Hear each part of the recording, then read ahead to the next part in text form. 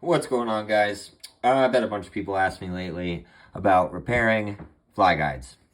Uh, Basically turning that, well, back into that. But today, I'm just thought I'd make a quick video, show you how to turn an epoxy guide into a wrap guide ready for epoxy. That you can do at home. You don't need a roller. I have a couple cheap ones. They're not horrible, but when you do epoxy, I don't know if I'll make another video. You can do that on your own. There's plenty of videos.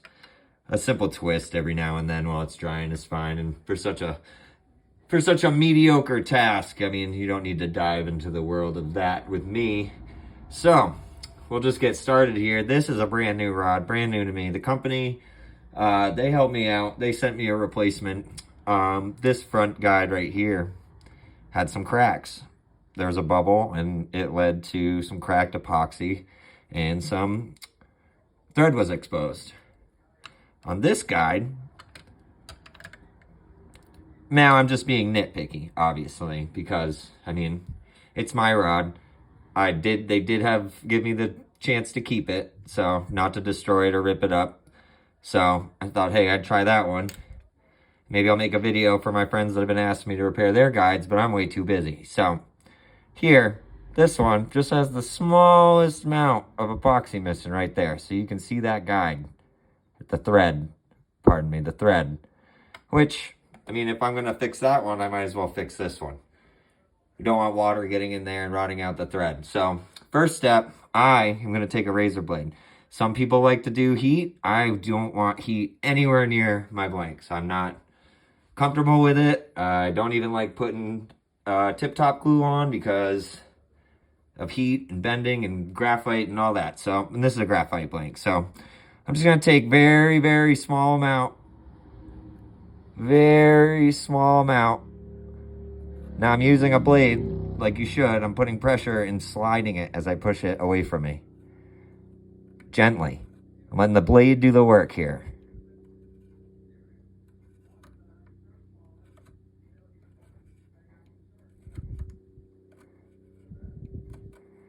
Now I want to get underneath enough epoxy where I don't damage the blank, but I can get my hand on some thread. Slow. Rome wasn't built in a day. There's no need to rush your fly rod repair when the shop's too busy to get you in for just something so minor. Nice and slow. Nice and slow.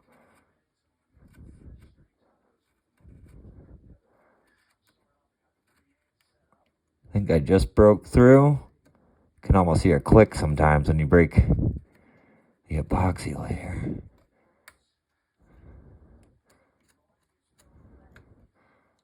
Let me go back the other way just ever so slightly.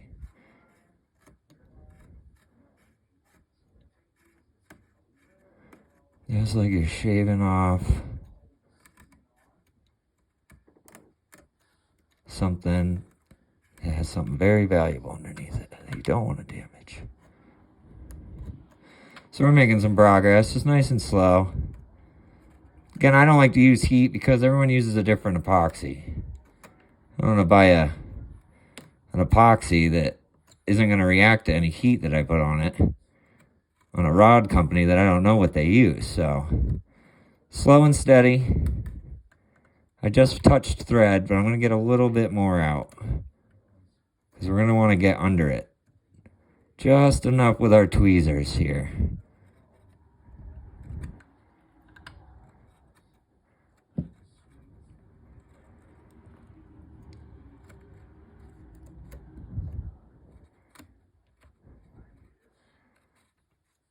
Now where I've hit it, I'm making sure that I don't push the blade downwards.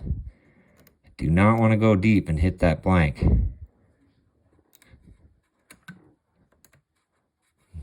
Going in square. Square with the blade.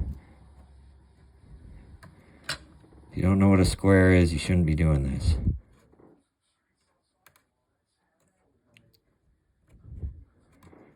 Now, I might speed this up. I might not.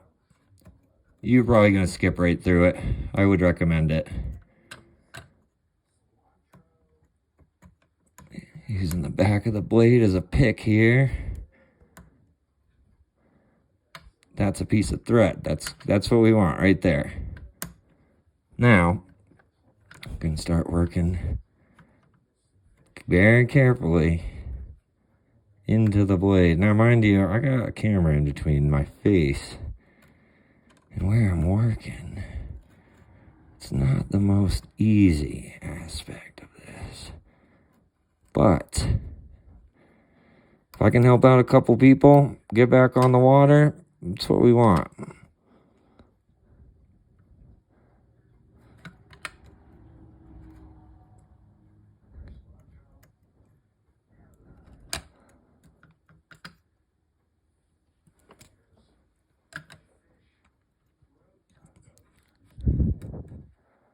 Nice and gentle. No matter what you do, you don't want force. Let the knife do the work. I repaired the first one with a pocket knife, and I said, you know what? I should probably go get this brand new X-Acto blade I got. It'll help this a little bit more. Also, if that busts off in a big chunk, and you're putting a lot of pressure on here, you're going to cut your finger off. Because it can bust off in a big chunk. It can. Alright, I'm going to take my thumbnail to it now.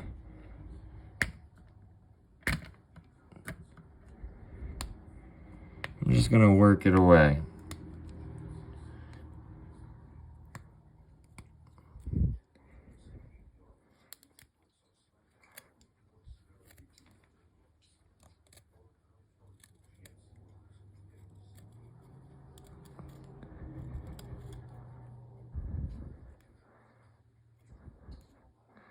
Alright, we're getting down there now.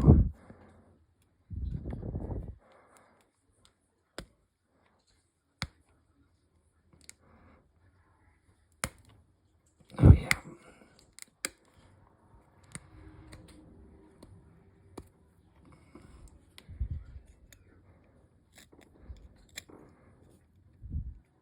X-Acto blade's letting me down.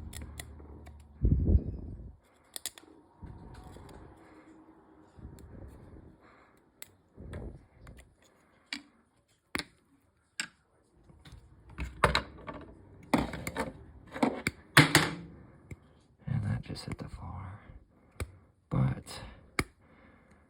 we might be in enough where I'm just gonna pick it off. Oh yeah, we're getting in there. Now the thread's sometimes hard to see. It's gonna change to a mush sometimes in there, so it's just gonna look like asbestos, which if you do any carpentry in an old state like mine, you know what asbestos looks like. But if you don't, it looks like mud. Not really. Fibrous. Fiberglass. I don't know. I feel like if you don't know what asbestos looks like, you might not know what fiberglass looks like. Coming out of frame here. Sorry, folks.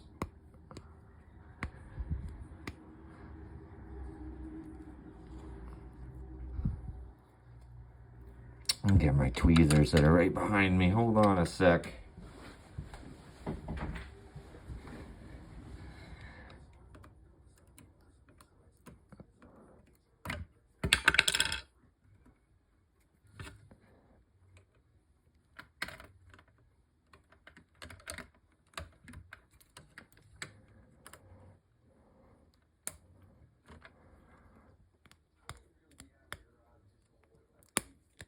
Also, I should note, when you're doing snake guides, the snake guides run parallel with the rod. So that means it's got metal feet on the snake guide side. So, what you don't want to do is, see where I'm picking right here off to the side, you don't want to be starting this right here. You don't want to sit there and start scratching up the guide, moving that back and forth. That'll scratch the blank in itself. So you pretty much want to do all your work up here. Once you get under it, it's going to get under it. It's going to come right off. So just bear with me. This is the longest process of it.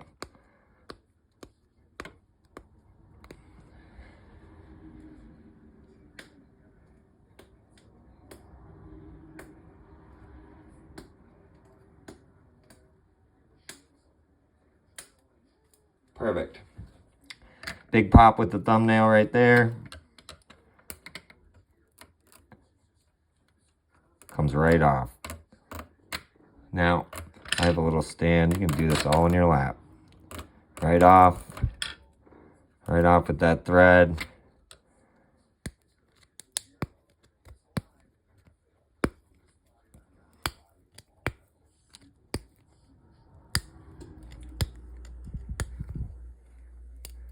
There we go. Grabbed another piece of it. See if you can get this right at the beginning. Rotate it with your hand. Don't do all the pulling from here. Keep it tight. Rotate it with this hand, the left hand. Right hand, however you want it. Boom. Off to the end. Now, you have a little bit of epoxy there. Keep using the thumbnail. That's why God gave it to you. Right off. Right off. Right off. Now carefully underneath the guide there's some stuck under. There's that guide foot I was talking about. Why you don't want to start your work up here and start scratching. You get that moving back and forth. So right there, epoxy free. There's a little bit left. All gone. All gone. Okay. Now also when you're doing this, can't move the camera, but you can plane them. If you got one that's out of plane, you can take both sides off. If you're going to take both sides off, you're going to wrap it first. You don't want that thing moving around. You don't know what guide spacing is. It's a lot harder for somebody to line it up than somebody that makes rods. So I'm going to slide this little thing over right here that I made. Now, if you have a thread that matches, if you want to buy thread, most fly rods and inshore rods are a size A. This is color treated. If you don't get a color preserver, it's going to change color with your epoxy. But I digress. This is going to come natural to you. This isn't how I start my wraps with rods, but if you tie flies, this will come natural to you. Just going to go around once. This is just going to be for your average Joe. Again, this isn't how I start my wraps. Go around twice. Go around a third time. Yeah, it looks a little sloppy. That's fine. Again, this isn't how I start my wraps. This is for your average Joe to learn a little bit. If you don't have something like this, you can do this on your lap. And you can take, if you tie flies, you can take hackle tweezers and hang about 2 yards of line off a table and let the weight of that keep the tension on. This is just an old ice fishing rod. Also, you can use a book and you can put the thread through a book so the book closes and keeps the tension on your line coming out. So I'm going to cross over once, twice, 3. This is where you don't want to be overlapping. 4, 5. So I went around 5 times, and then since I already wrapped it 3 times before I tucked it over itself, I'm going to go back over 4. Just 1 extra than 3. And when I get there, yeah, see, this is not how I would like to start my wraps. This is not how I like to do it. So we're gonna do it how I do it. I'm gonna send this video to my buddy Blake. Maybe he can edit it for me. Maybe not. But just gonna go around it once. Go around it once, patiently, tuck it over. Hold your tag with your left hand, go over. Don't overlap it. Keep it going on the right side. Push it back. Keep it snug. This. Pull down. Go around 5 times. Everyone's different. You can go around more. It's a piece of epoxy right there. And if I'm fixing my rod, then there we go. Okay. Okay. Okay. Trim this with your scissors. You can leave it long.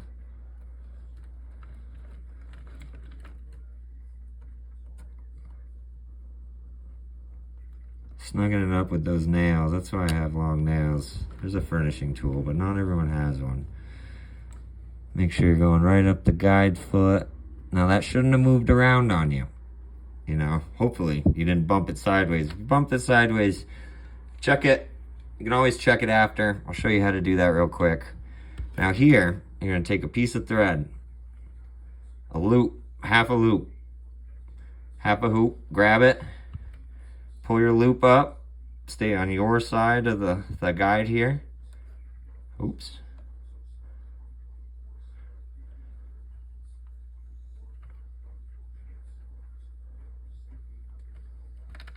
Now I like to wrap my guides nice and tight like this. You don't want to go super tight because if you do need to modify it, push it around, it's impossible. And that's not what holds your guides on. Your guides are held on by the epoxy. And we're just going to make sure that we don't go too high up the snake foot there. See all that? Furnish it right out with your nail if you don't have a furnishing tool. And we'll finish that wrap right there. You don't want to go too high up the snake guide.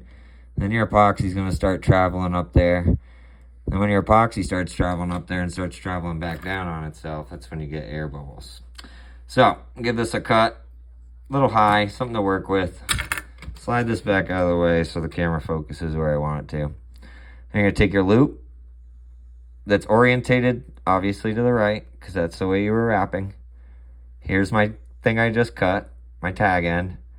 And you're going to take the other two ends of your loop and we're going to pull it right tight to there. Snug it up on the way around. Okay, now let's say we have 3/16 of an inch from there to there. I don't want to cut it any more than that. And I don't want to cut it half of that. So we're going to stick to 1/8, about 2/3 of whatever distance that is. Grab this, grab both ends, very secure, pull up to an 11 o'clock position. Right through. Your guide is wrapped right now with thread, ready for some epoxy, which you can buy some Pro Coat, obviously. Mudhole has that option for a very small kit. And when you do it, you don't need a roller. You don't need to put it on spinning. Some people do, some people don't. You can just apply it right on there to the thread. And then when it's drying, just walk over and spin it. So gravity keeps it nice and cylindrical while it's drying. So that's that. That's how you turn a guide into a rewrap guide. Just using your nails, some thread, a book, some tweezers, and patience. And these little lines right here where they scuffed it up from the old epoxy, that will go right away when you put new epoxy on. Be clear as day. So, thanks for watching. Have a good one.